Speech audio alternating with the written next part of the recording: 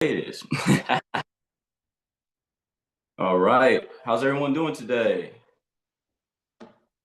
Amazing. Good. Amazing. Natasha's amazing. Who else? Welcome to the call. Fabulous. Fabulous. Love it. Is it Shane? Is that how you pronounce it? Amazing. You got that right. Perfect. I've met a lot of women Shanes in my life, so I knew it was Shane. Cool stuff. Love it.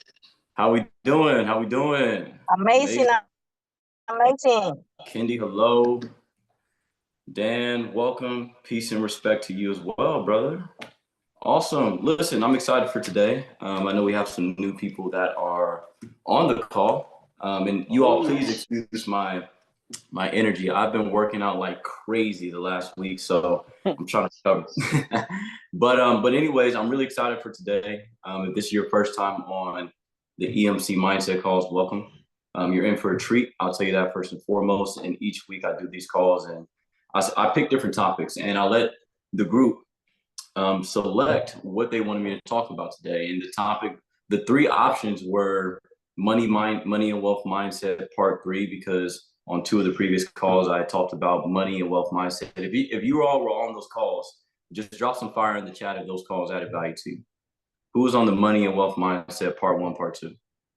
Let me see in the chats. Let me see some fire emojis. Who else? Alexandra. Okay. Only 2 people?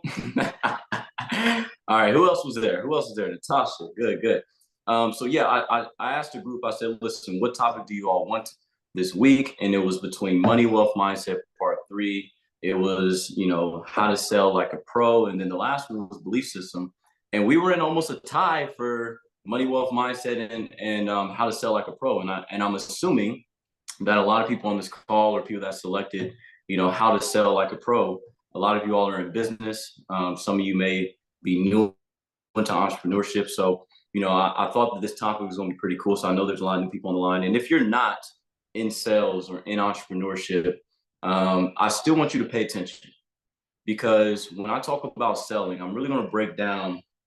And of course, I'll do the Q&A because I know some of you have specific questions on selling and the mindset behind it. But when I particularly talk about selling, all right, I have a different view.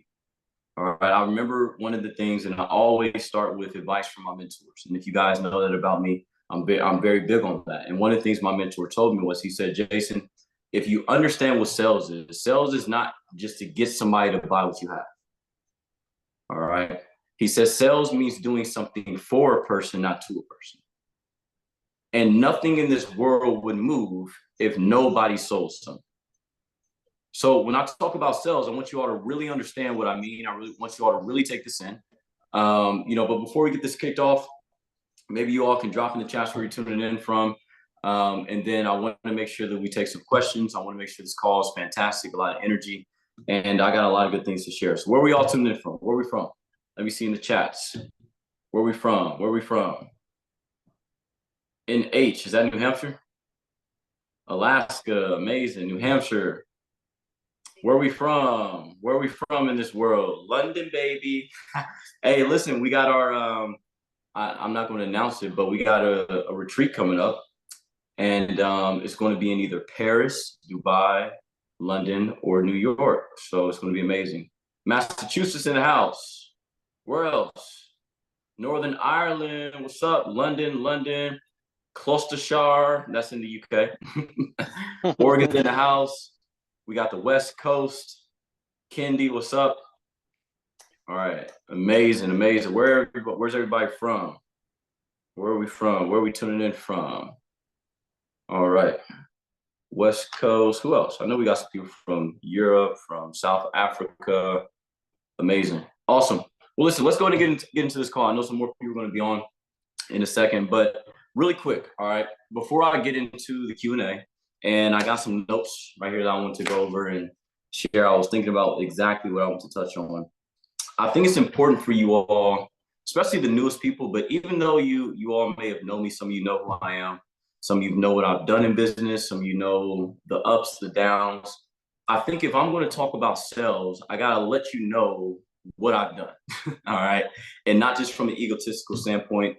But if I work with somebody, I want to know their accolades. I want to know, their achievements, or not even specifically what they've done, but how many people they've helped. And so for me, I've been in this thing called sales literally my whole entire life. I was a kid growing up selling candy. Me and my friends, we always had goals and dreams to become professional athletes and then to become entrepreneurs so we can start our own businesses. And my life took a detour because of injury, so I wasn't able to go pro. But at 18 years old is when I got into business. And that's when my brother introduced me to not traditional sales, but online sales and stuff like that. And for 6 years of my life, starting at the age of 18 to about 24 years old, and I'm 27 now, so 6 years of my life, I was able to build up a global organization where I had business in over 30, 40 countries, thousands of people, was the top youngest earner in any company I've been in. I've always been the top youngest earner. And I've learned how, and I told someone this the other day, I said, there's a good quote. I heard this from Bruce Lee. All right. And now, if you all are on my calls, all right, rule number one is take notes. Okay. I'm a big person on taking notes, because you are going to remember. All right, here, listen to this. You're going to remember 10% of what I tell you today. You'll remember how I make you feel, the energy, but you're going to remember 10% of what I actually say. So if you don't take notes, then what's going to happen is this: you're going to get what's called motivated. I remember somebody asked me, they said, "Hey, Jason, are you a motivational speaker?" I'm like, "No, I don't get paid to motivate." They said, "What do you mean by that?" I said, "Motivation just speeds you up in the direction you're already going.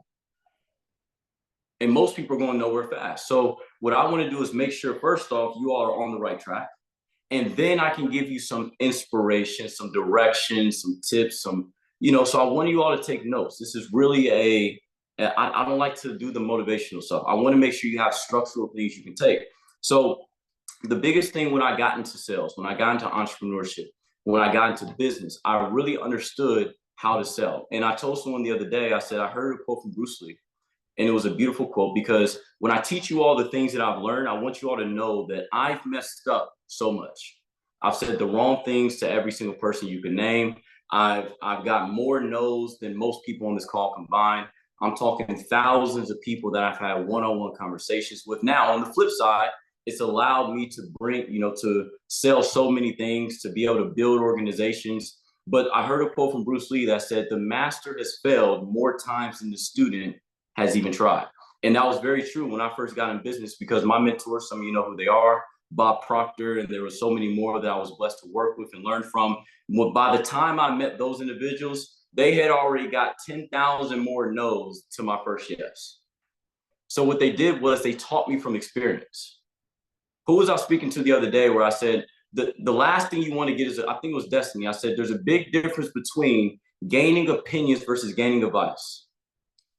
An opinion is this, Austin. It's me saying, hey, listen, Austin, I think that this will work. That's opinions. Most people get opinions from people. I'm big on getting advice from people, because advice means, hey, listen, I've been there. This is what works. This is what doesn't, from my perspective, from the actions I took.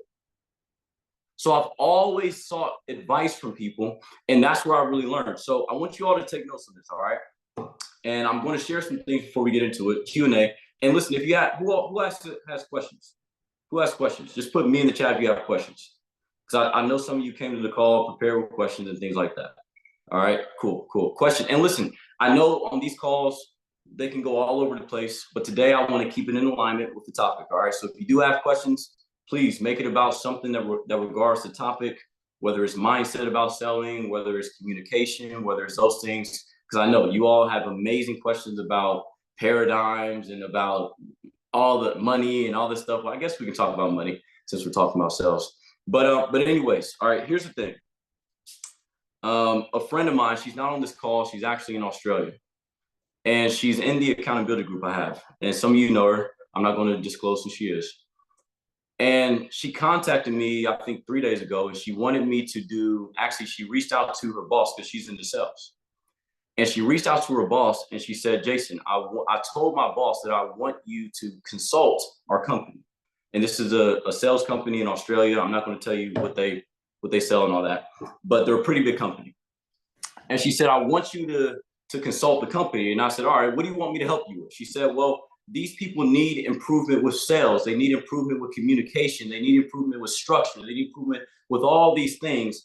And we had a deep conversation, and I told her, and I said, at least I just disclosed her name. I said, ma'am, I said, you know the funniest thing about my mentorship with sales? I said, it wasn't so much the structure of what to say to people. Because when you get a lot of different books, a lot of books have how to talk to people or what to say or what words to use. Now, I'm not saying that's not valid.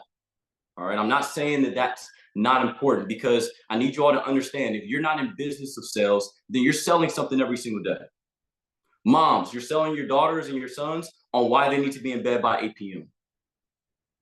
Coaches, if you have athletes that you work with, you're selling your athletes on why they need to prepare, train their bodies, eat right, whatever it is. If you're a teacher, you're selling your students on why they need to study before the test. So most people think sales just means about business and transactions. That's not what it means. So what I was telling Lisa, I said, Lisa, when I work with your company, I'm not going to talk about how to do things, because I want you all to write this down. You all's challenge, if you're having a challenge, most people are, listen, laws of the universe. I go off of the laws. I don't work with what people say. I go off of the laws.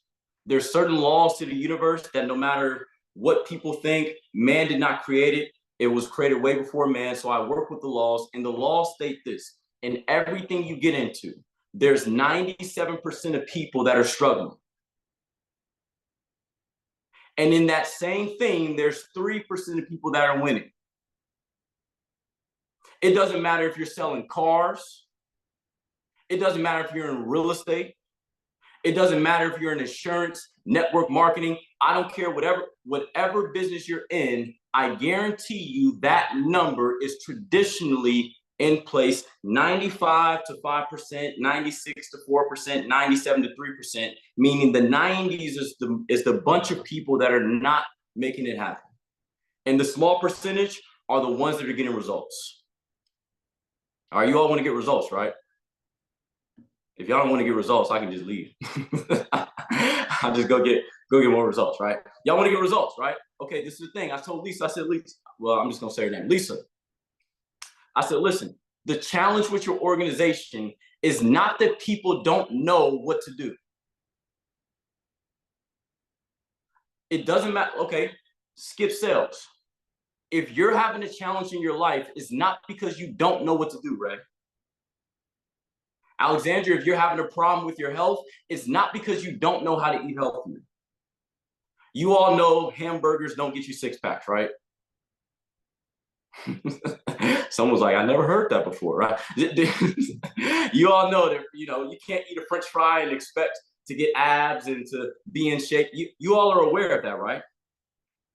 You know that working a 9 to 5 is not going to make you wealthy.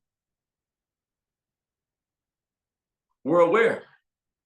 You know you can't listen to a broke teacher to try to get rich. It's simple math, isn't it? 2 + 2 = 4, and so on. And okay, so what I told Lisa, I said, listen, I'm not going to teach your organization something that you don't already know, because you all already know how to get better results. The problem is you're not doing what you already know. If you would agree, just put agree. If you put disagree, just put disagree in the chat. Telling you all, I've seen a lot. Most people, they already know. Listen, when I got in business, one of the things that I would recognize with people, especially because I did network marketing for so long, and a lot of questions will pop up from people. And if you're in business, all right, if you're in sales, and if you've been in an organization for longer than 1 month, where you've been attentive, you've been on the calls, you've been in the environment, if you've been in longer than 1 month, you already know the system. You probably have already studied the compensation plan. You know how the money structure works. You've went on the trainings. If you've been in business longer than a month, you already know what to do. So the question is this: if we know what to do, why are we not doing it? Why are people talking to the prospects? Why are people doing the presentations? Listen, One of the things that my mentor told me, he said, Jason, I focus on the doing. And I'm going to give you this because this was huge for me. When I was working with Bob when he was alive, all right, y'all know Bob Proctor. If you don't, you can look him up. All right, when I was working with Bob, I remember I was at his house. This was when I was like 20, 21, 22. And we were in the living room. No, we were in the dining room eating lunch. It was me, his wife, and some other people that we were eating lunch. He comes in the dining room and says, whoop, just made another $150,000. I'm drinking Fiji water, I almost spit it out. I said, what'd you say? So that just made another $150,000. I'm like, how in the world did you just literally walk out the room, go to your office, come back in and make $150,000? And he explained it to us because if he was to mentor you one-on-one, he would charge you $150,000 to $200,000 for one-on-one mentorship. Now, his mentorship was interesting because this is what I always tell people. If you want mentors, it's a lot different than you think.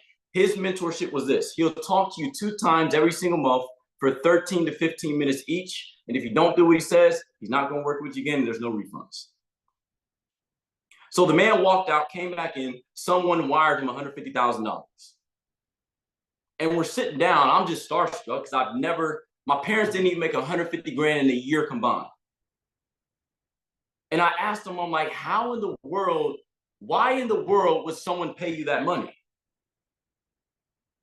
And I remember he said this. He said, you know, the damnedest thing. He was Canadian, so they curse a lot. He said, Shay, you know, the damnedest thing. He said, you can find all my information on YouTube for free. If you guys follow Tony Robbins, speeches for 20 years on YouTube. You follow Bob, you follow any of the successful entrepreneurs, I guarantee you they got a YouTube page where the same things that they tell you in the programs, the same thing that you can get for free. He said, Adam, he said the craziest thing, all my information is on YouTube for free. He says, so people are not paying me for more information.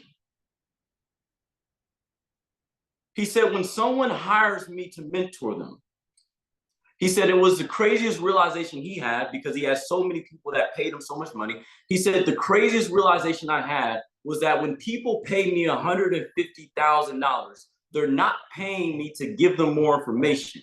They're paying me to just get them to do what they're already not doing.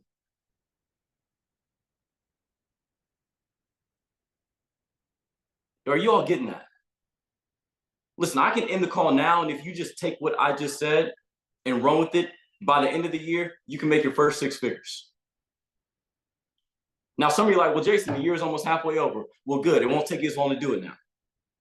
But if you take what I just said, he said, listen, I want you all to think about this. Imagine if somebody, Austin, let's say you know how to help people get results. You know how to get people into action to do things that they're not already doing. And someone wires you $150,000 in 5 minutes. Have any of you ever made that type of money before in 5 minutes? All right, so just imagine. And the reason why they paid you, Austin, was not for you to give them a quote that they haven't heard before. It wasn't for you to give them a question to ask a prospect that you've never heard before. It was literally for them to pay you for you to help them to do what they're already not doing, but they know how to do.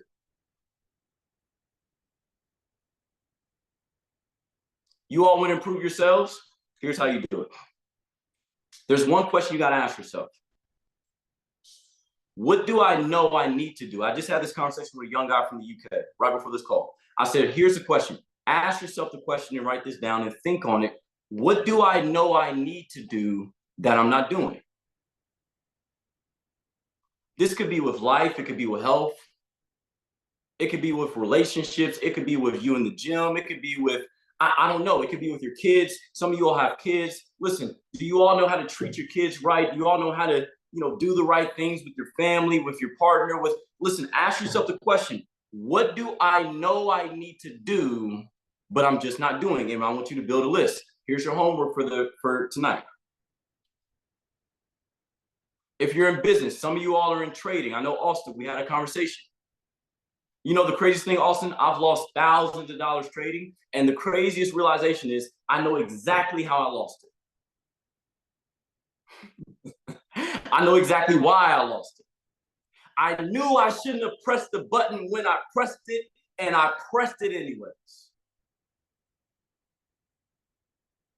I need you all to understand something. Your results are not going to change from your knowing. Your results are going to change from your habits. It's called a paradigm, multitude of habits, combination that equals you. So that's the first question. Now, the second question, before I get into the Q&A, I want you all to have these questions down, because when you're off the call, this is what I want you to ponder on. What do I know that I need to do that I'm just not doing? And anytime I would sit down with my mentors, we called it the interrogation room. Because we would sit down in one little tiny light. Y'all ever seen the crime movies where they got the criminal in front of the light, and then the person that's interviewing the criminal, they're in the dark, but the criminal's in the light? Y'all know those movies, right? So I'm sitting down on one little tiny light, we're at the dinner table, and we called it the interrogation room. The sales interrogation room. And I'm telling you all, these next 3 questions changed my results. Adam, you want to know the change of results? I got to say disclaimer, because this thing's being recorded, and I don't know if you are the government. Government don't like, well, they do like us 1099 people, right? But at the end of the day, this is how it changed my results.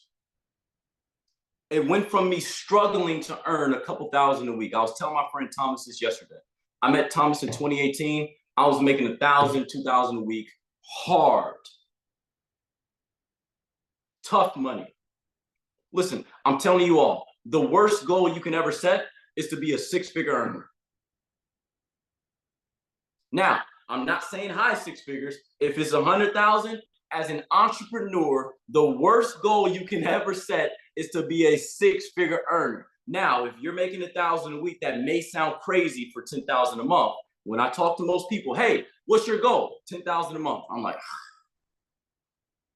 because most people don't know what comes with 10,000 a month. Because most of that money is being reinvested back into your business. And then you got taxes. And then you got family. And then you think you're rich. So you start spending more than you actually have because you think you're rich. And long story short. Anyways, I was in that position. And I remember being in that position. I'm sitting down with my mentors, and it went from me, these 3 questions I'm about to ask you all that I want you all to write down. By me changing the answer to these questions, it took my income from struggling. I'm talking about teeth and nail for 2 freaking thousand small dollars a week to making thousands a day when I choose to. Not 1 to 2 either. Whatever I want, boom, I can do it. And it wasn't too much of a change of what I was doing, because I just spoke with my guy from the UK, and I said, listen, let's say you're on a boat and you're trying to go from New York to London. That's pretty much like a straight line from the US to the UK. I said, if you're in a boat and you go 1 degree south, you could end up in Morocco or Africa. Most people think it's big things that change and make big results. It's really not. It could be 1 degree, 1 shift. If you're in sales, that 1 shift could be 1 word called enthusiasm. I want you all to write this down. Enthusiasm costs you nothing to have, but it'll cost you everything if you don't. If you're in sales, maybe you lack enthusiasm. If you're in sales, maybe someone would say yes to you if you smiled more. If you're in sales, maybe you ask 1 too little questions and talk too much. I was reading a book. You all got to get this book called How to Sell Yourself. Start on chapter 6 by Joe Girard. He was the #1 car salesman in the world. He sold 1,500 cars a year, which is 6 a day, more than some dealerships combined. And he said too many times the salesperson is trying to get the prospect to get what they think they should have when the prospect's actually trying to tell you what they want. Listen, when I got that book, I'll tell you all how I study books. When I get books, I got this book, Power of Awareness, in front of me. I don't read books from the first page to the last page. When Bob told me to get that book, I ordered the book. And as soon as it arrived, I heard someone say this. I don't know who I heard say it, maybe Les Brown or something. But they said, when you get a book, go through the, what's it called? The table of contents or something, like the chapters. Go through the table of contents, and whichever chapter that you read that your ego says you don't need, that's the one you need to study. So I opened the book and I was going through Shane. And I'm like, ooh, how to sell. Ooh, how to communicate. Ooh, how to get people to say yes. And then, ooh, all of a sudden it said, learning to listen. Nah. That's the one I read, chapter number 6. If you all study that chapter, I guarantee you, your whole results will change. One little small shift. Me listening longer, saying less. It could be the difference between, Austin, maybe you're in sales, maybe you're in entrepreneurship. It could be the difference. Maybe your quota is to make 5 phone calls a day. And then out of every 5 phone calls, you get 1 sale. Most people, what they do is once they reach 5, they're done. What if you did 1 more and you did 1 more per day? Small change in a direction, just 1 more per day, or even 1 more per week. If you did 1 more per day, that's 365 more conversations. And if you're 20% good, which is 1 out of 5, 365 times 0.2, that means you would have 73 more sales per year.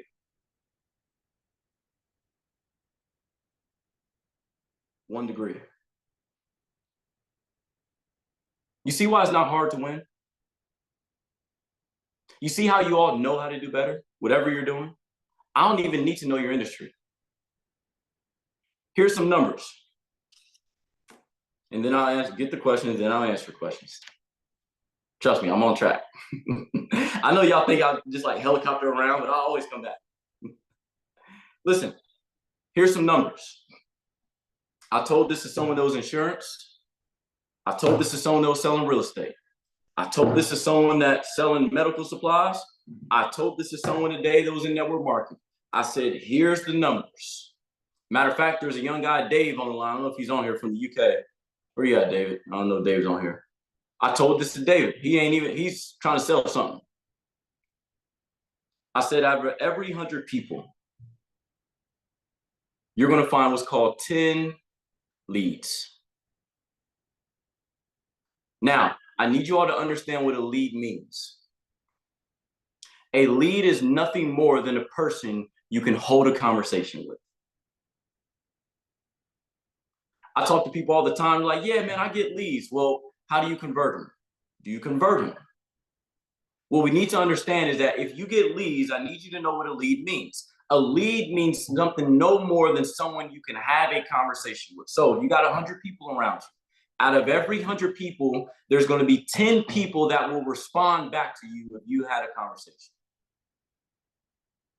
Now, here's the next number. Adam, you're about to get into sales. Pay attention to what I'm telling you, bro. I guarantee you, if you follow these numbers, listen, the laws work. The laws work. It's the law of averages. It's the law of averages. You can't go against the laws. I told my friend today, I said, listen, the numbers never change, only the faces do.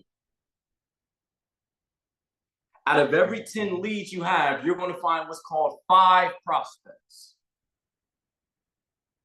A prospect is someone that you can present your idea to, that will look at your presentation. And out of every 5 prospects, you're going to have 1 person that makes a purchasing decision, but here's the key, within 90 days of you exposing them. Christiana, you remember me telling you this? No. Yes, I do. Now, why is that the case? Well, here it is. All right. And again, if some of you aren't in sales, I guarantee you, if you get into this, if you want to be in business, trust these numbers. Here's the challenge. Most people hear the 10 leads, 5 prospects, 1 sale, but they don't know how much I've they already need checked to this in. go out there and get the 10 leads. Let me mute everybody. All right. Those are the numbers. Now, here's the 3 questions. Then I'm going to take some questions from you all. The 3 questions my mentor asked me in the interrogation room. Anytime we came back around them, the first question they said was, what are you doing? All right, listen, if you all are leaders of organizations, stop giving your people answers. Let them figure out the answer. The one thing my mentors never did, they never told me the answer. They asked me questions until I told myself. All right. If I mentor you, some of you always call me, you say, hey, Jason, what do you think I should do? And I'm like, well, what do you think you should do? My goal is to create thinkers, not workers.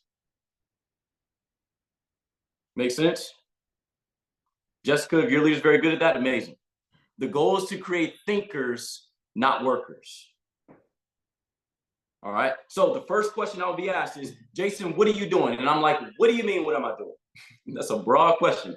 What are you doing? And she would get me to explain what I'm doing. And then I would start somewhere. The only thing they wanted me to do was start. Well, I'm doing this. Okay, what else are you doing? What else are you doing?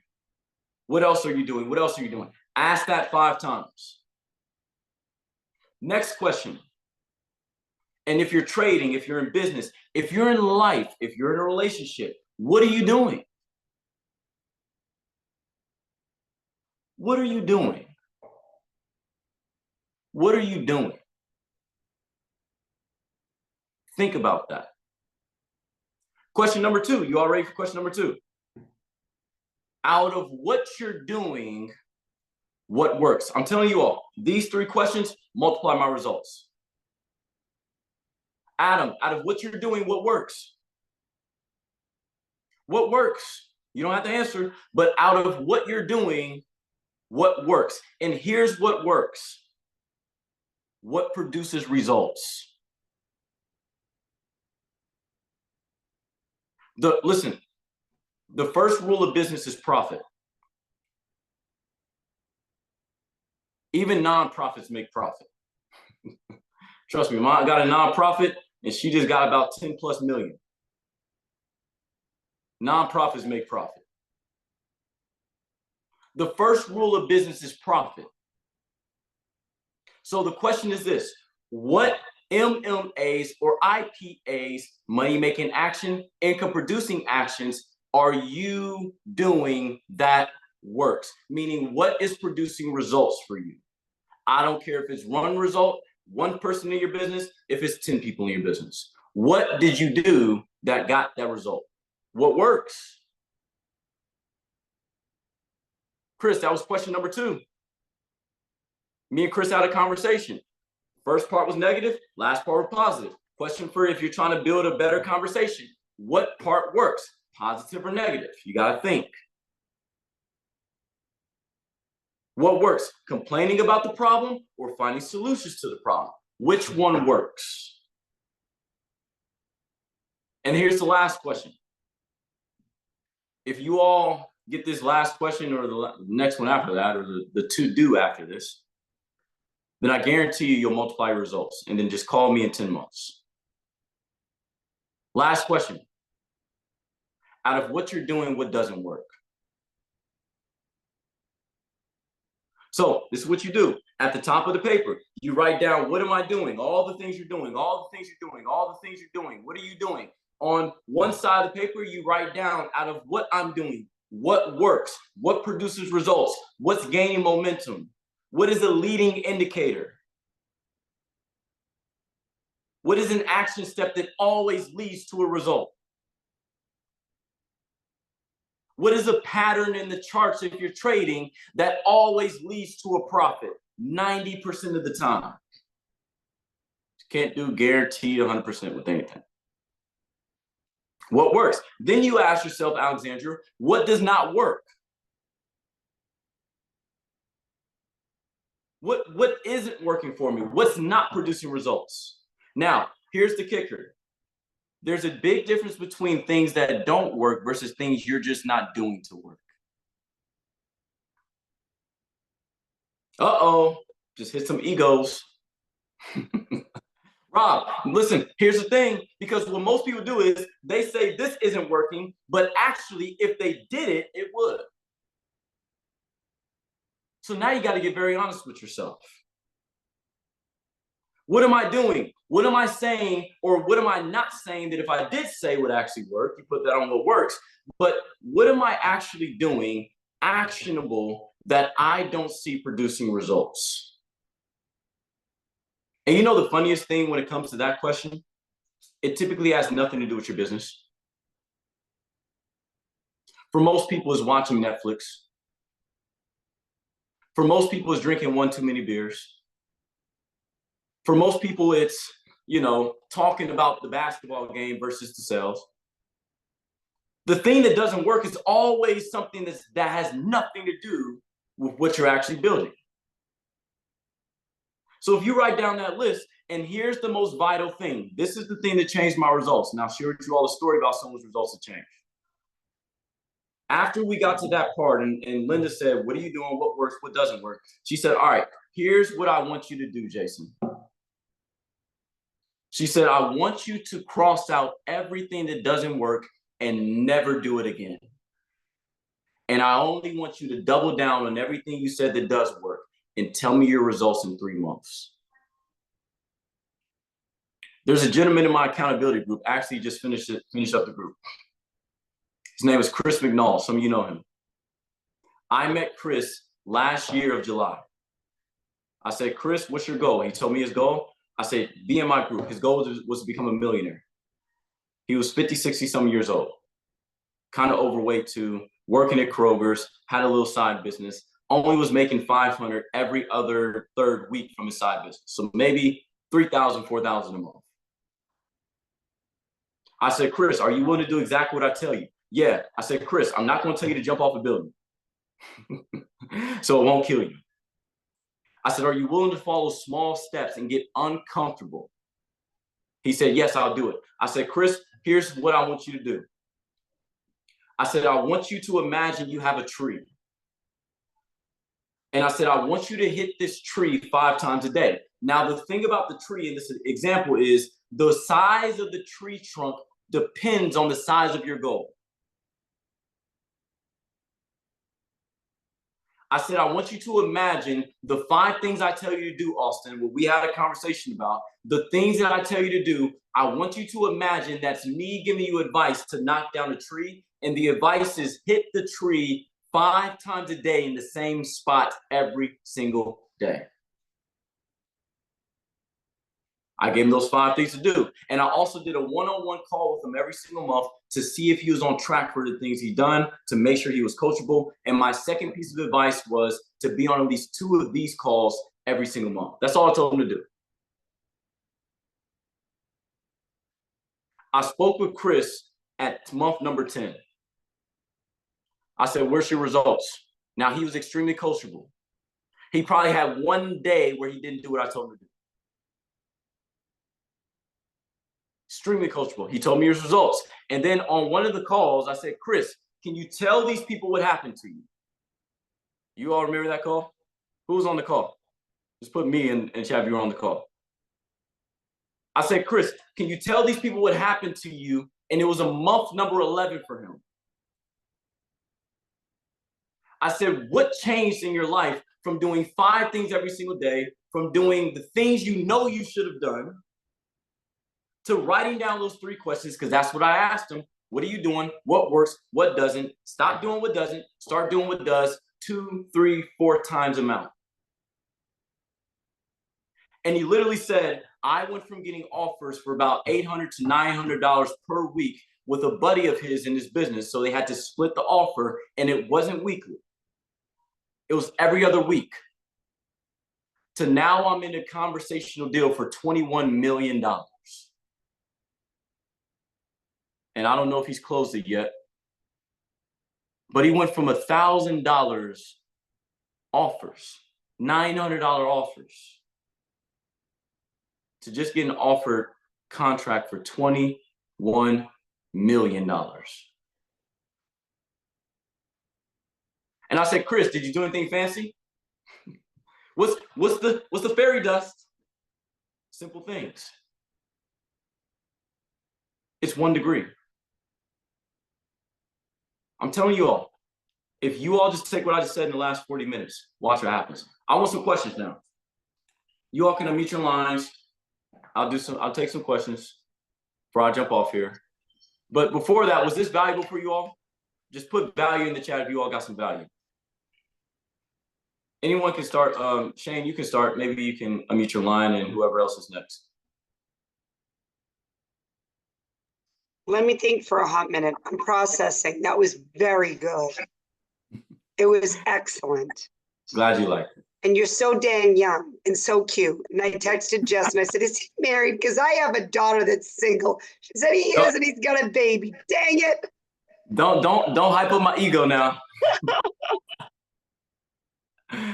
Amazing. I'm glad you're here, Shane. Do you have a question? You know what? I guess I was thinking before I got on this call, I was thinking, what are some of the questions, maybe the top 3 questions that you ask a prospect when you're sitting down that helps them sell themselves on your product or business? Very good. Love that.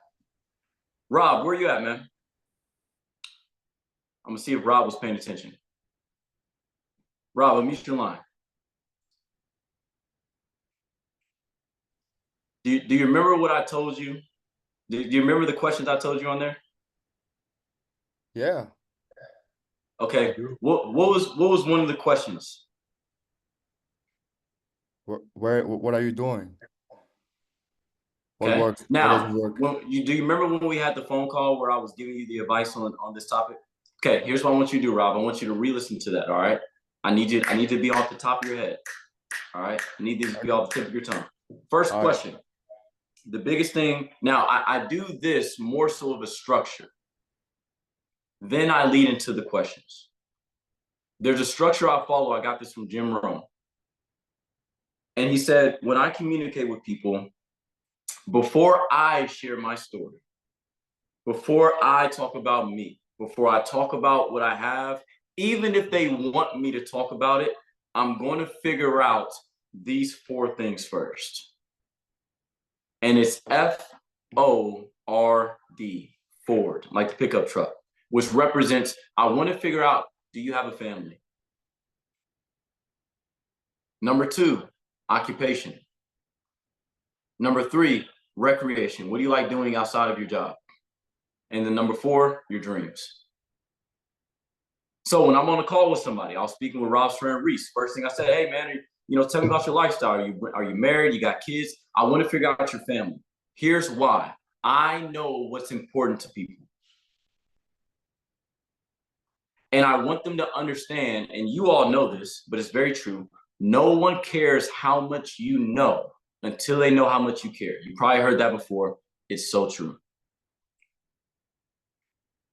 Most of the people that join me is not because of a product. It's because of the value and the connection. So I always figure out their family.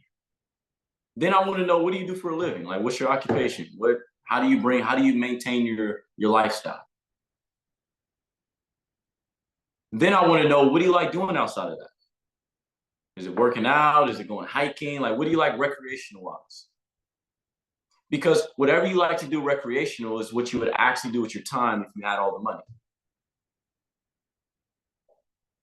So what we used to call this in when we did calls with Bob, we called this collecting ammo.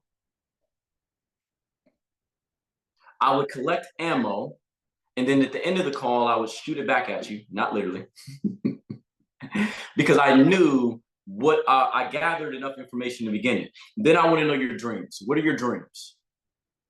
The reason why I asked the dreams last is because if they're dreams, that means they haven't achieved it yet. So once I figure out your dreams, man, awesome, what are your dreams? What are your goals? Here's the next question I'm going to ask you. One of the next questions. Man, it's a beautiful dream. What do you feel is holding you back from getting there?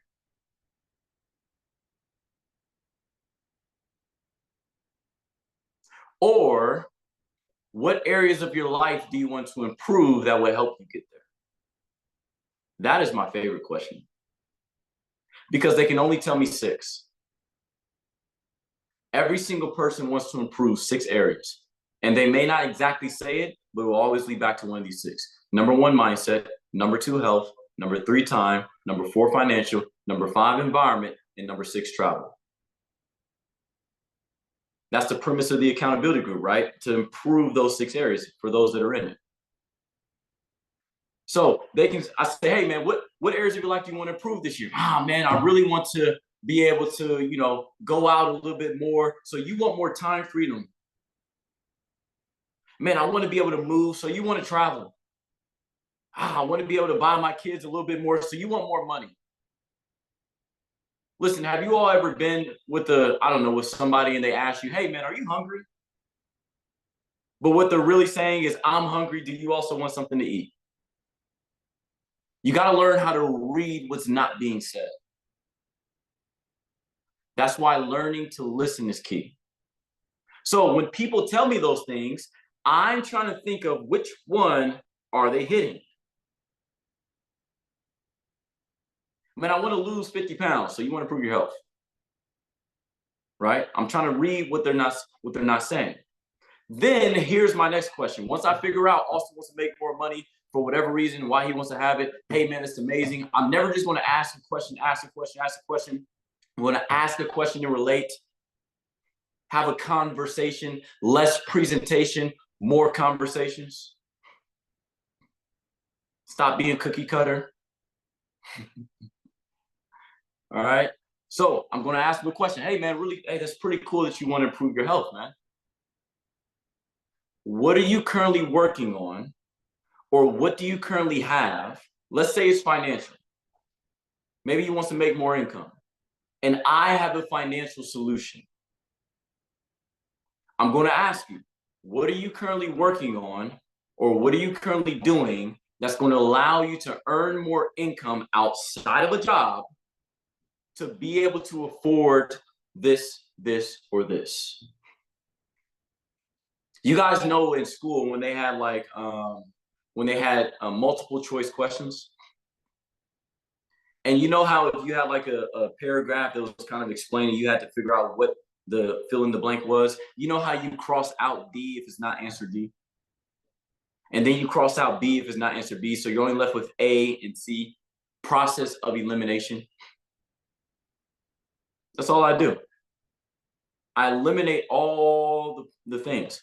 I get down to the nitty gritty. Hey, what are you currently working on outside of your job that's allowing you to earn more income to be able to do this? Now, here is a very important thing I'm gonna tell you all. And if you all have ever learned this about me, just know this is very true. I do not ask any questions that either A, I don't know how to answer, or B, that I don't already know the answer to. Austin, why would I ask you a question that could potentially give me an answer that I'm not ready for? Now I look like I'm not trained. Now I look like I'm not professional. I'm only going to ask you questions that I already know the answer to. Well, Jason, you already know the answer. Why would you ask them? So that they can hear it. It's called putting them in a box. I never let you leave the box.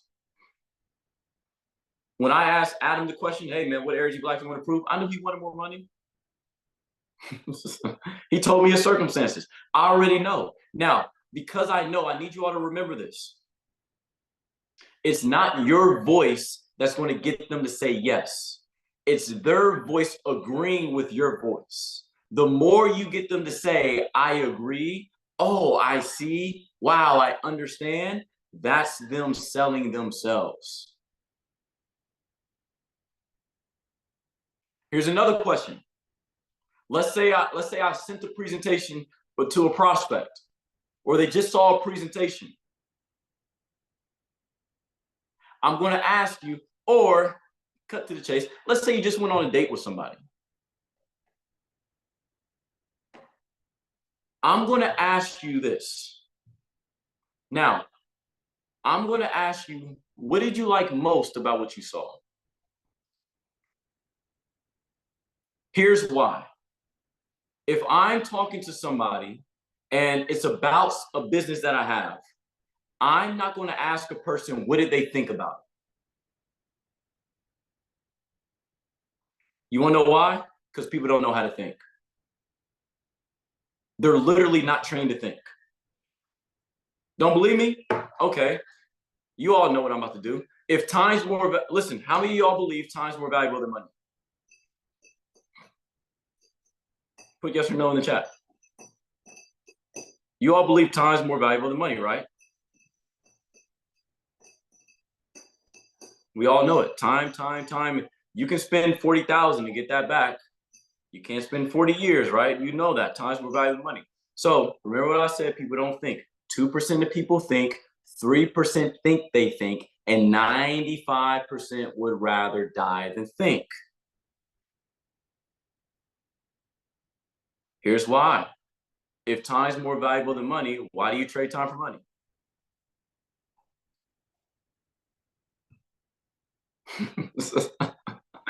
Y'all ever seen, okay, I'm from America, but when I go to Europe, they got the cigarette boxes and they got a big red tab around them that says smoking will cause cancer. And I still see people pick up the cancer stick.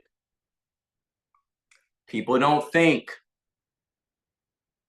So if I have a question to ask you about something that I'm presenting you, the last question I'm going to ask you is a question about what do you think about it, because you don't know how to think. So you're only going to give me, it was cool, it was good, bland answers.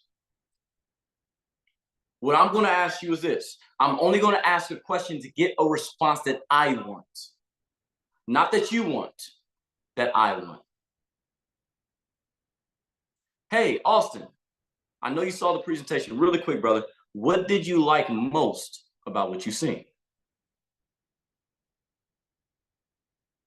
Because I'm setting aside his conscious mind, going straight into his subconscious mind, because he probably can't think quick enough on what I'm actually doing and why I'm doing it. He's going to tell me what he likes most, even if he didn't like it.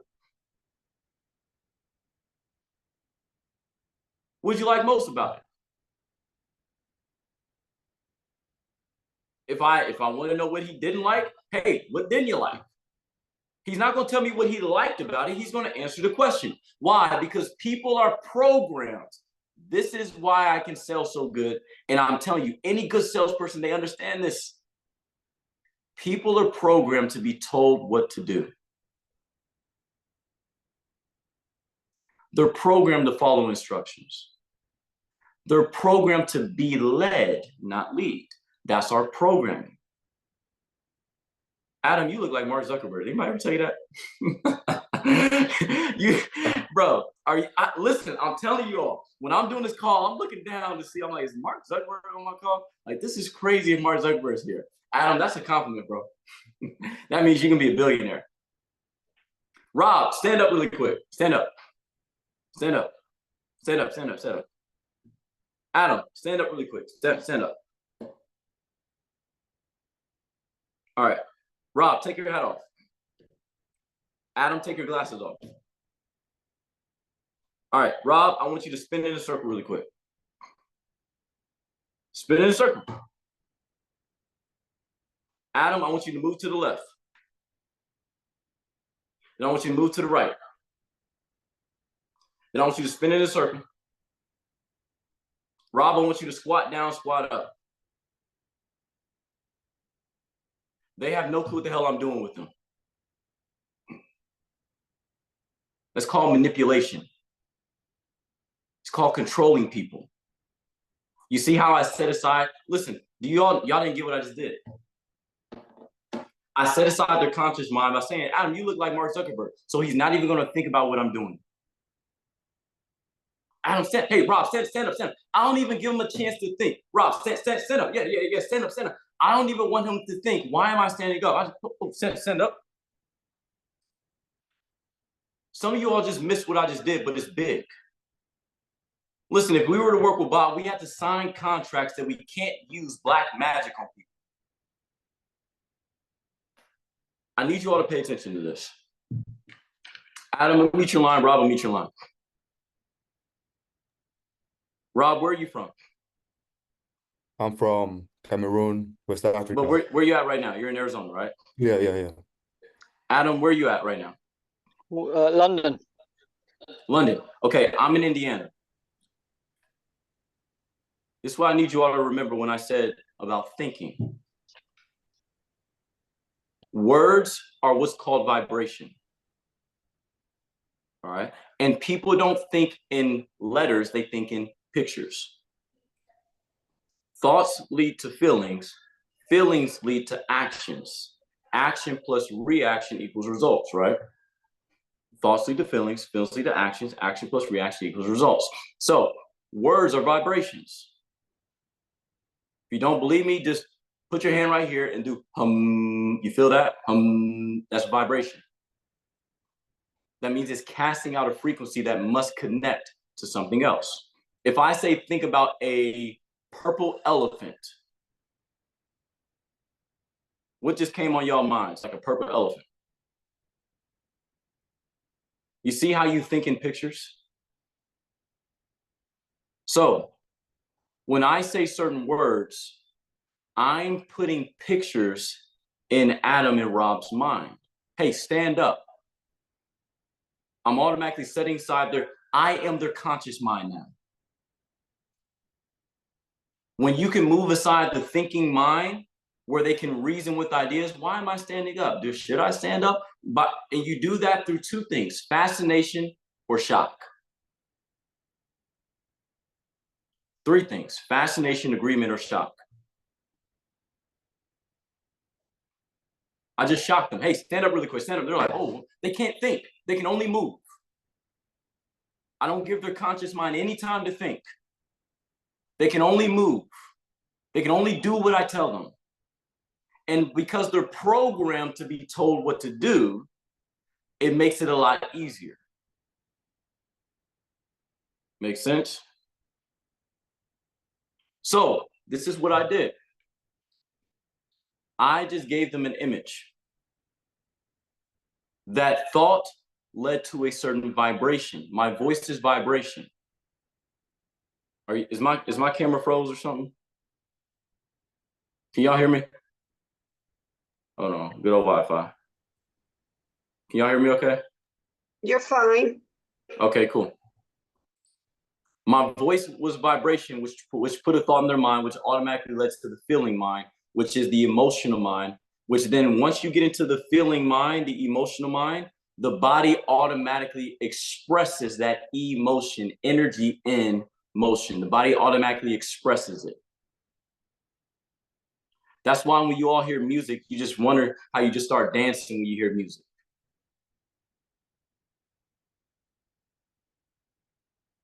So my words in Indiana caused someone in the United Kingdom, which is across the freaking water, to do exactly what I wanted him to do. That's why it's not hard to make money. And this is why you got to use this power correctly.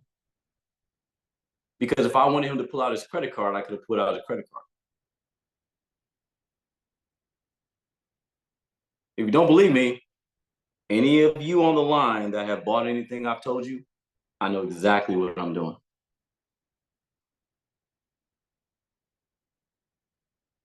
This is how you sell. Has nothing to do with the product. Well, I need to love the product that I'm selling. BS. No, you don't. Do you think the man that makes dog food loves his product? There's a guy that owns a liquor store I met. He doesn't drink liquor. I know people that there's a guy that runs a casino. He doesn't gamble because he's Muslim. You need to learn why. This is what I was going to call this training. Why people do what they do. You got to study people. When you study human behavior, you can sell water to the lake. Rob, Remember you text me when I did what I did, you're like, how do you do it? I am showing you now exactly how I do it, Rob. It's frequency, it's energy. Have you noticed why I'm always high with my voice and then I go low? Intentional, fascination, agreement, and I shock you. Boom. So automatically set aside your thinking mind. I'm already in your subconscious. This is deep stuff. You all really need to study it. Study psycho-cybernetics. Study, and honestly, I can't, just talk to people. Listen, you all should do this. All right, here's your homework.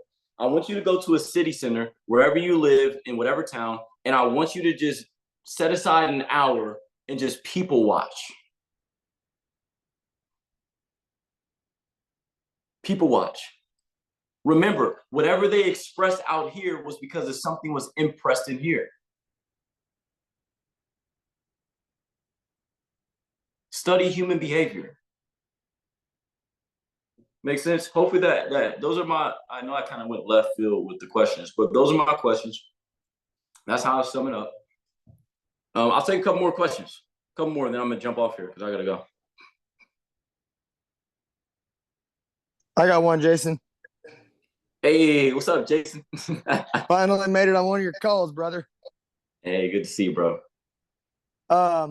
So I've been in sales for about 5 years.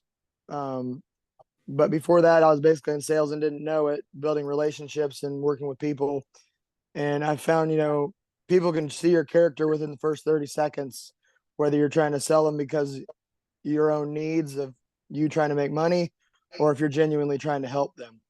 Mm-hmm. So my question would be, I bought Jeremy Miner's program, NEPQ, Neuro Emotional Persuasion Questioning. Mm-hmm. And that's exactly what you're talking about, is basically having the right tonality and asking the right questions to draw out the pain points and allow these people to talk themselves into whatever you're selling. Because right now I sell solar and roofing, and I do business to business for commercial solar and then residential solar. And it's so easy when you know the right way to do it. If you're trying to force it down the throat and say you need this is what you got to do, and you got the high energy, being able to have your right tonality and a calm voice to lower their lower their guard, to allow them to be more susceptible to you and being able to trust you, because you're building trust, you're building a relationship. And in that process, I've found that you can't rush the sale, and you've got to make them, you got to build that trust, whether it's 5 visits or 2 visits, Mm-hmm. every time. And that's what I've had a problem with in the past, is doing a specific, doing it the same thing every time. I haven't had a sales process where I studied and I practiced it. I always would just wing it. Every time I sell something, it's different. When I upgrade someone to new components on a roof or sell a warranty for a roof, it's a different approach every time. And usually it sells, I think maybe because of my personality, but I'm looking at more of selling like big ticket items and doing like remote phone sales. But this solar, you can do it remotely and sell crazy, but Mm-hmm. you've got to build that rapport and you've got to have the right tonality. And I'm sorry I came on late. I had it scheduled for 1, but I got busy working around the house, and you might have already covered some of this. So I just basically asking, is writing it down, I know it's huge, and then being able to have the process to implement every single time the same time, so you're doing it with your subconscious and not consciously just winging it, basically. Good observation and good question, because Jay, we actually, this is what we talked about last time. So you said something in the beginning that's very important. You said people can feel when you're trying to sell them something. Right. That's because they can feel. It's not okay. Selling, we have to really get an understanding of what selling means. People love to buy things, but they hate the energy of what we call sales. Exactly. Because what we call sales is not really sales. It's like this. Okay, I did this on one of the calls. I said we got to stop calling jobs work, because work and job are two different things. But because we always say I'm going to work, now when people find true work, which when you actually are working is something that you would do if you weren't getting paid for, that's the definition of work. When you really understand work, because we say work and job in the same conversation, and we try to make it mean the same thing, now we've got a wrong definition for a certain word. Same thing with sales. And because we see certain people doing things a certain way and they call that sales, now we don't like, it's not that we don't like sales, we don't like that certain way. So what people feel is not the sales. They feel your energy of you trying to get something from them. Y'all know, I tell you all the time, like, I don't do nothing for free, right? I'm very open and upfront and like very honest. People know when I call them that I'm a salesman, that I have things to sell, but they always pick up the phone. Y'all know that, right? Jason always is selling something. But why do people still pick up the phone? Because my first thought is not your transaction. Listen, I can shake your hand and say I want to help you. But because I have in mind I need to pay my bill, you're going to feel that energy from my handshake. Okay, do y'all know how to pass a lie detector test? Now I'm teaching criminals. All right. Okay, just put like this. I've never been in this situation, but if I ever was put on a lie detector test, I would pass that thing so easily. Here's why. All right, I'm not teaching y'all how to be criminals now. Don't say, man, we had an amazing call and this guy taught us how to pass lie detector test. Don't do that. I did not do that, but I'm just trying to educate you all. All right, when they hook you up with the wire, they're hooking you up to feel your muscles twitch. Here's how you fail a lie detector test. Let's say you actually committed that you robbed the person. And they ask you, did you rob them? All right. Let's say, hopefully y'all don't do this stuff, but let's say they ask you, did you rob them? Because you committed the crime, you have the image in your mind of you doing the activity. And because they asked you that and you had an emotional experience with it, you get emotionally involved with that question, which triggers your muscles to twitch. So if I actually committed the crime and they asked me, did I rob them? I'm going to immediately think about something else. I'm going to think about like butterflies. No. I'm going to mentally put myself in a different scenario. So instead of me viewing them as them asking me the question, did I rob them? I'm probably going to think about my mom asking me a question, am I hungry? No. And I'm going to say no. My muscles won't twitch. Because they're asking, did I rob them? And mentally, I'm playing a scenario of if my mom asked me, am I hungry? No. Are y'all getting that? No, like, really, are you really getting that? So if y'all go to jail, call me. I'm just I'm just playing. I got some people in there right now. I say, don't you call, you better not call me. I'm not, nope. All right. If you go to the slammer, Adam, just call me, man. I can get you out, right? But do you get that? So emotion is what triggers that. Energy, emotion. So people, okay, you have something called an amygdala. Jason, I was talking about this the other day. The amygdala is like your subconscious mind's guard dog. Study this, it's scientific. Every person has an amygdala. And the amygdala, imagine if you had some pit bulls outside of your front gate. That is what your amygdala is to your subconscious mind. So How do you calm down guard dogs? By running up to the gate? You know why people hate salespeople? Being very honest with you, is what salespeople traditionally do is no different than a guy sitting down with a girl, first met her and said, "Do you want to have sex?" Just met her. Or a girl sitting down with a guy and say, "Hey, what's your name again?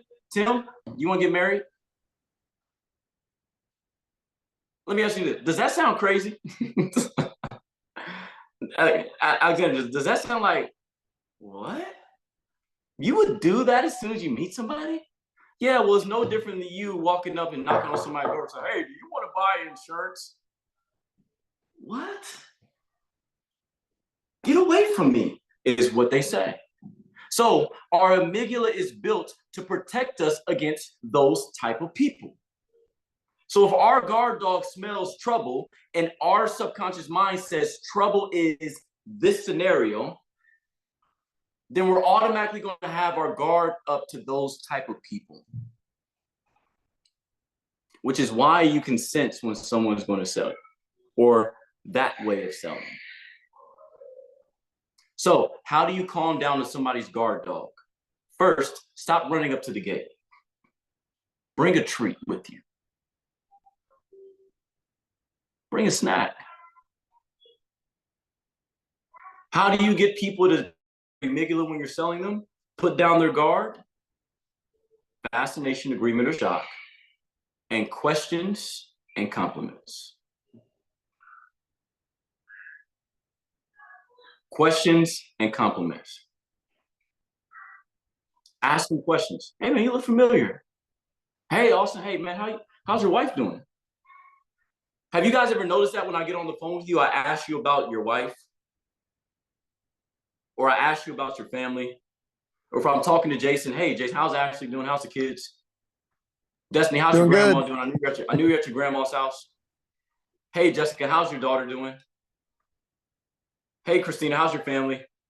Oh, hey Steph, how are your kids? The kids good? Peter good?" When I talk to Peter, I don't talk about him. I say, "Peter, what's up, bro? How's Stephanie? How's your kids? How's the little one doing? The baby good?" He's got 4 kids, brand new baby, wife named Stephanie. I talk about that first. And I don't do it just to sell either. I do it because I actually care. You have to practice how to care.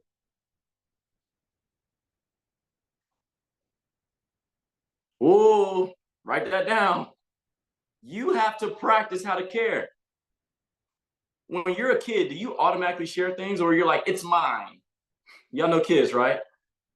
And my daughter, I'm just going to say your name, "It's mine," because that's all she said. "It's mine, it's mine, it's mine." I could just literally give it to her and then say, "Hey, can I have?" "It's mine, it's mine." You have to practice how to care, because human beings traditionally do not care. Nothing's wrong with that, but you really don't care about other people in the beginning. Nothing's wrong with that. So you got to practice how to care. So I feed their guard dogs treats. I feed them treats. Then I can get a little bit closer. I don't just run up to the gate and feed them the treat. You're going to snatch your hand. I throw the treat. Let them taste it. I talk for them 20 minutes about their wife and their family. Then at the end, I'm like, "Hey, dude, I know this call, dude. This call was not supposed to be about your wife and kids. I knew we were going to talk about something else. You ready to get started?" Yeah, man, I'm ready to get started.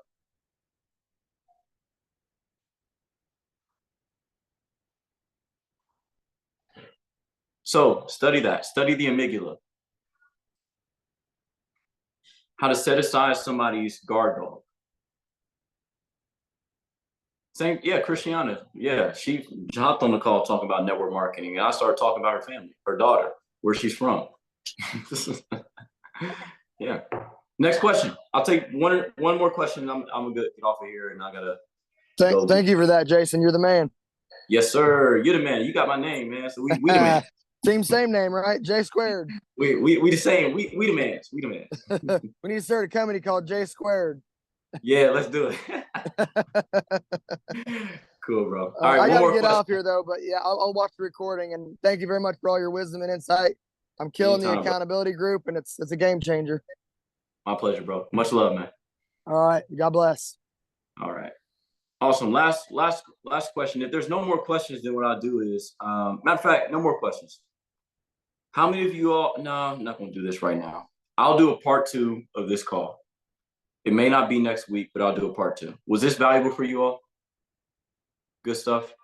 I want to go around really quick, and you all can unmute your line and really just share with me some aha moments, really quick, really brief, like maybe 10, 15 seconds. I want to get as many aha moments. What are some big things? Hell yeah. All right. My aha moment was that I actually bought a training to how to talk to women when I was in college because I kept getting rejected, and I read You should something have just called online. me. Well, I read something online, and it was like I was being too forward, and I wasn't. They wanted I learned that you want what you can't have, and I was a sure thing, Mm. and I was putting it all out there. My friend was getting with all kind of women, and it was like, what? And my brother and I were like, what are we doing wrong? I was the nice guy. I was too nice. I was giving them what they wanted. It wasn't a challenge to them. They didn't feel like they had to do anything to try to win me over. So yeah, when you said something about that earlier, it reminded me of that, and that's kind of how I ended up meeting my wife, Ashley. Here it is, Jason. Women want to be chased. Men love to chase. That's right. Amen to that. Women, and listen, you want to attract. Okay, men. I'm talking to men right now. Men, you want to get the girl. All right, you want to attract the girl. Stop approaching her like every other man. If I'm sitting down there, let's say you go to the bar, to the pub, and you find an attractive female, and you walk up to her. You know how I'm going to get her to have a conversation? Very, very simple. I'm going to notice something that most men wouldn't. Yep. Oh, I like your ankle bracelet. Something simple. Just, hey, I like that I like that wristlet you got there. Yeah, I like your hair. Yeah, I like your ankle bracelet. I may get my sister one. And listen, this is what I learned. Certain words trigger certain thoughts. This is in sales. This is in relationships. Men, stop asking women, can I get your number? You're not getting it.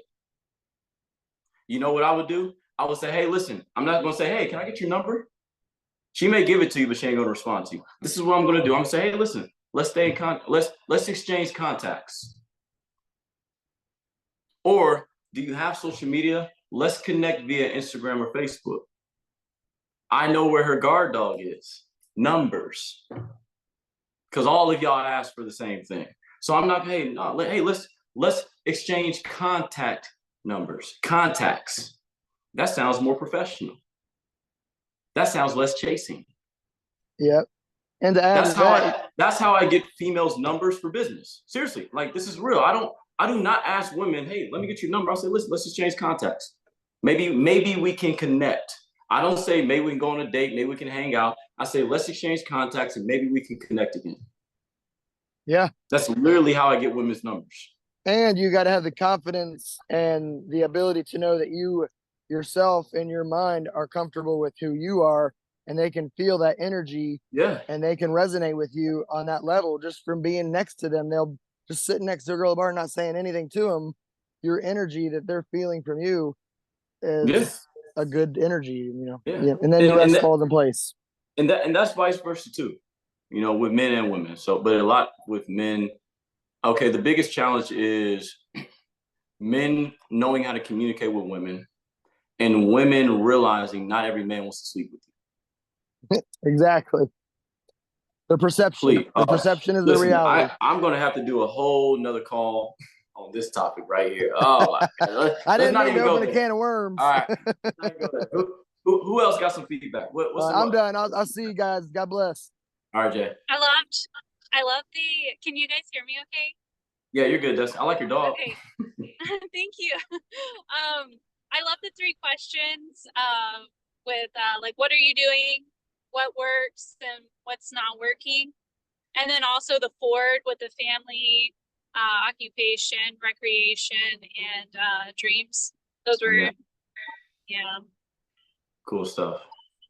Amazing. Awesome. Who else?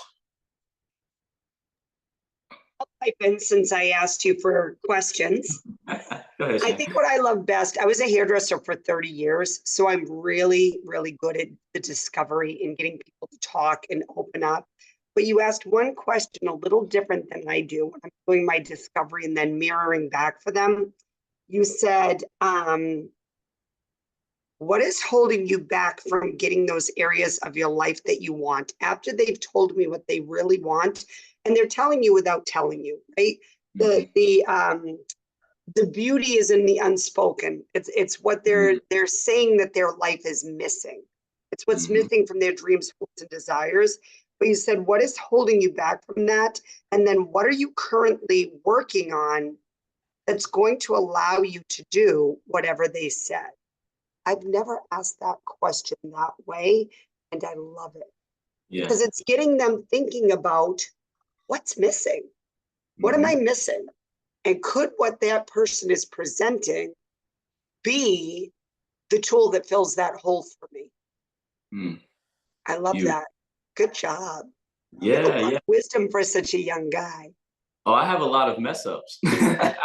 Oh, likewise, right? If you've done anything in this business as an entrepreneur for a hot minute, you get a lot of failure.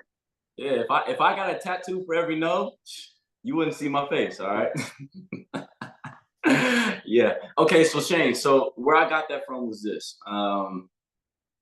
The reason why I would ask people the second part, like what are you currently working on that's going to allow you to get to where you want to be? It's because I already knew they weren't working on something.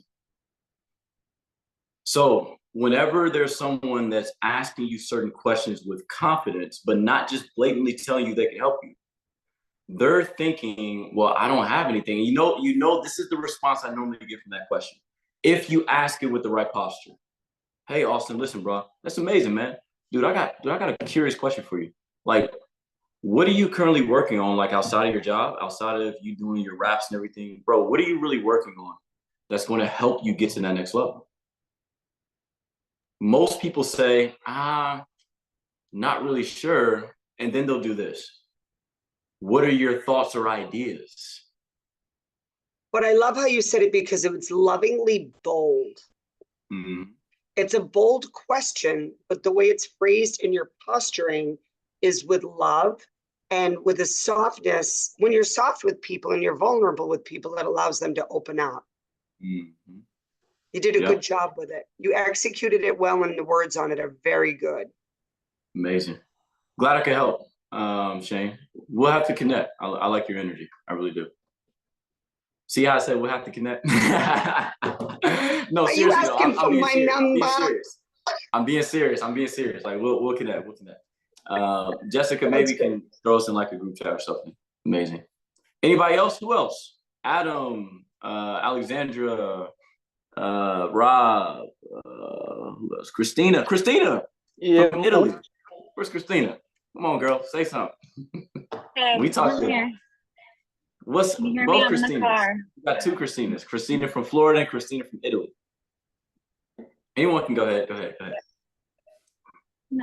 So Christina from Florida, everything was great. Like I've heard a lot of that before on these calls from you, some of the same scenarios, but I guess it just resonated different today. Driving home from Miami, just got off a cruise, so ready to just hit work week or job. Awesome. Back at it this week.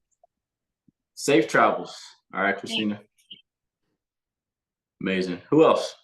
Yeah, mine's got to be the less presentation, more conversation for me personally, because obviously when people, I've had it so many times before, people either selling courses, programs, whatever it is, even people just ringing up on the phone, they want to sell you something that bad that they just literally like force it down your throat, like you will buy this, it's the best thing since sliced bread, and it's like, well, like you said in it, like, well, I don't know shit about you. You haven't even asked me anything. The first question is, buy this. This will do X, Y, and Z for you. It will multiply your income.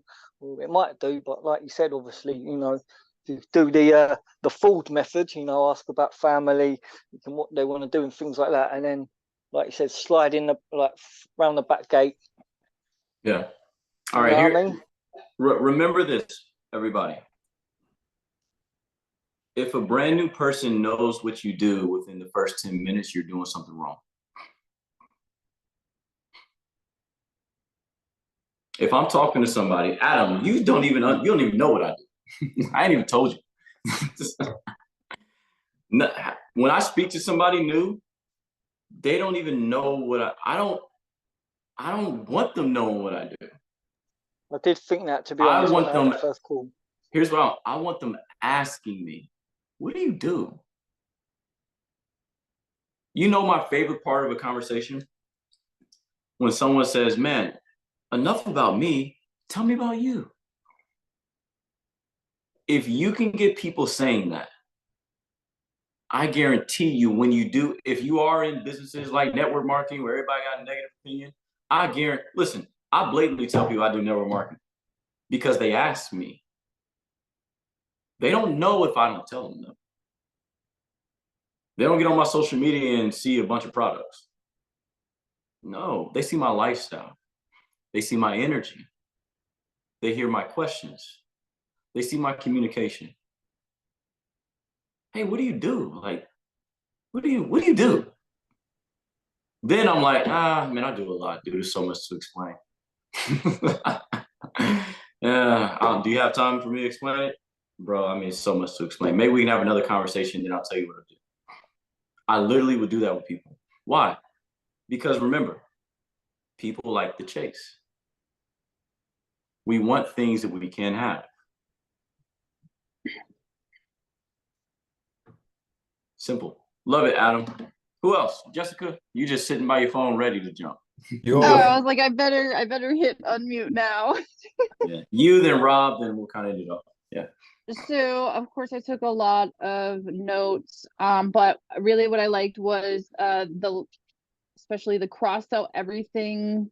I bolded that out. Cross out everything that doesn't work and double down on everything that does work. The Ford, and to piggyback off of him, really love this. Less presentations, more conversations, and this has really been a huge goal for me this last year. As somebody who was in recovery, I've had recovery for 8 years, but with that recovery becomes relationship building, like good relationship building and communicating skills, and not doing the FOMO all over somebody, and learning how to control yourself, restrict. And it's not because I want them to buy, well, of course I want them to buy it right away, but it's excitement. So it's getting the process down, holding the excitement back, and enjoying more of the conversation, the learning process, getting to know somebody. That's been huge for me this year. That's it.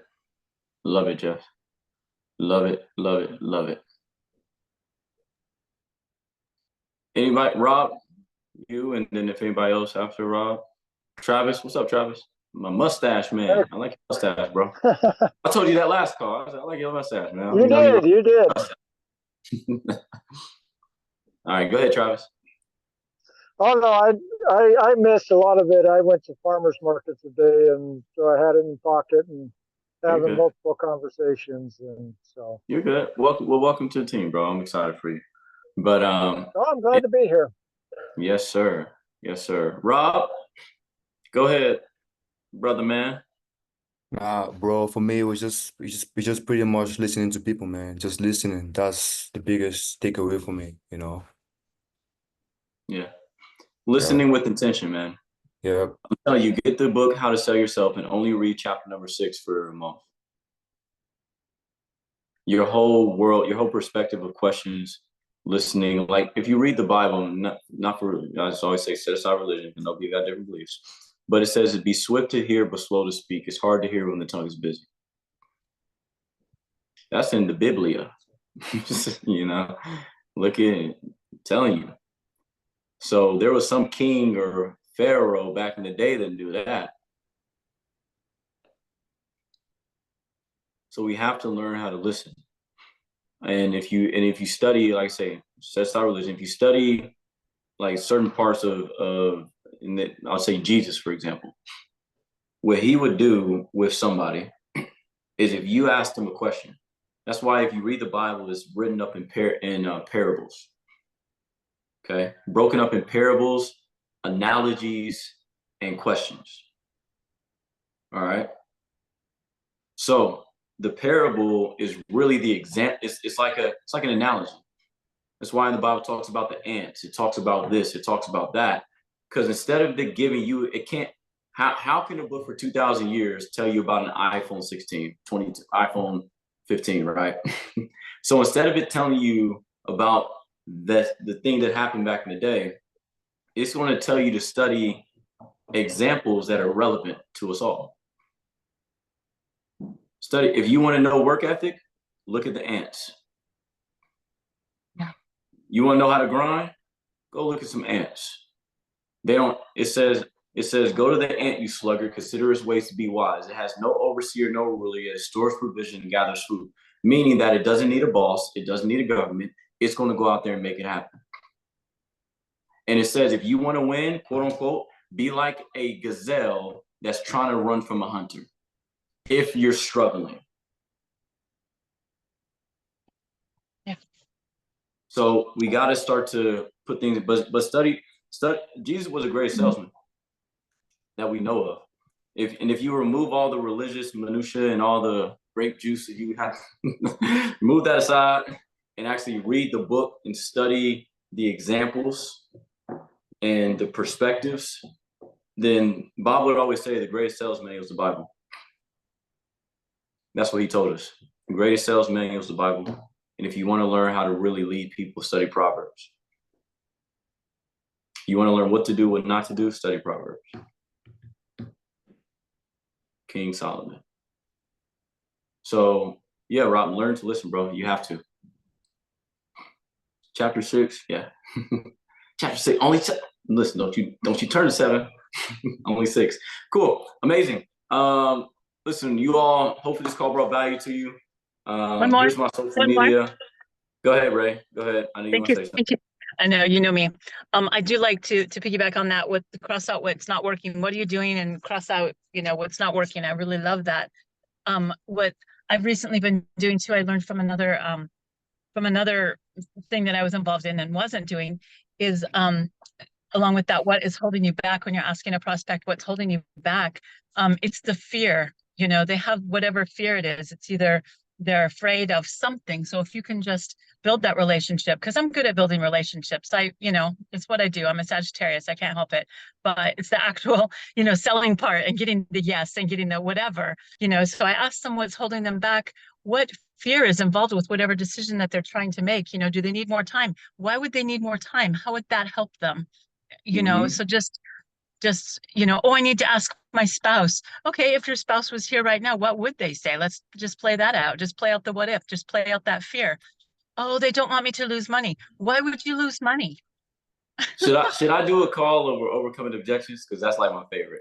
If somebody